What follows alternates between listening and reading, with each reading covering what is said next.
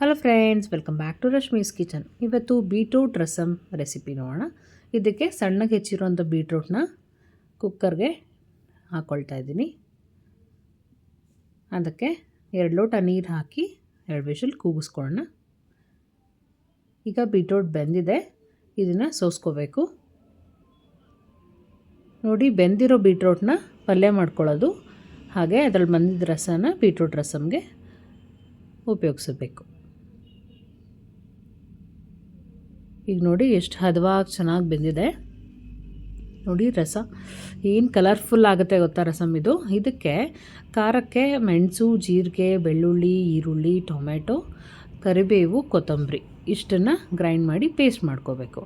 ಒಗ್ಗರಣೆಗೆ ಎಣ್ಣೆ, ಸಾಸಿವೆ, ಜೀರಿಗೆ, ಅರಿಶಿನ ಹಾಗೆ ರುಬ್ಕೊಂಡಿರೋಂಥ ಹಾಕಿ ಮಿಶ್ರಣ ಹಾಕ್ಕೊಂಡು ಮತ್ತು ಬೀಟ್ರೂಟ್ ರಸನ ಇದಕ್ಕೆ ಕೂಡಿಸ್ಕೊಳ್ಳೋದು. ಇದಕ್ಕೆ ಸ್ವಲ್ಪ ಕರಿಬೇವು ಹಾಕಿ ಚೆನ್ನಾಗಿ ಕುದಿಸ್ಬೇಕು. ನಂತರ ರುಚಿಗೆ ಉಪ್ಪು, ಸ್ವಲ್ಪ ಧನಿಯಾ ಪುಡಿ, ರಸಮ್ ಪುಡಿ ಹಾಕಿ ಚೆನ್ನಾಗಿ ಮಿಕ್ಸ್ ಮಾಡ್ಕೊಳ್ಳೋಣ. ನೋಡಿ ತುಂಬ ಚೆನ್ನಾಗಿ ಕುದ್ದಿದೆ. ಸ್ವಲ್ಪ ಕೊತ್ತಂಬರಿ ಸೊಪ್ಪು ಮತ್ತು ಕಾಯಿ ತುರಿಯಿಂದ ಗಾರ್ನಿಷ್ ಮಾಡಿಕೊಂಡ್ರೆ ರುಚಿಕರವಾದಂಥ ಹಾಗೆ ಆರೋಗ್ಯಕರವಾದಂಥ ಬೀಟ್ರೂಟ್ ರಸ ಹಾಗೆ ಬೀಟ್ರೂಟ್ ಪಲ್ಯ ಒಂದೇ ಟೈಮಲ್ಲಿ ರೆಡಿ ಆಗುತ್ತೆ.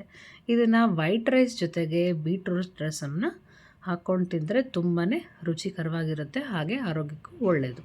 ಪ್ರತಿ ಸಲ ಪಲ್ಯ ಮಾಡಿದಾಗ ರಸನ ಚೆಲ್ತೀವಿ, ಇಲ್ಲಾಂದರೆ ಉಪಯೋಗಿಸೋದಿಲ್ಲ. ಆದ್ದರಿಂದ ಇವಾಗ ಬೀಟ್ರೂಟ್ ರಸಮ್ನ ಮಾಡಿಕೊಂಡು ಪಲ್ಯನ ಎರಡನ್ನೂ ಉಪಯೋಗಿಸ್ಕೋಬೋದು. ನೋಡಿರಿ, ಟೇಸ್ಟಿಯಾಗಿರುವಂಥ ಬೀಟ್ರೂಟ್ ರಸಮ್ ರೆಡಿಯಾಗಿದೆ.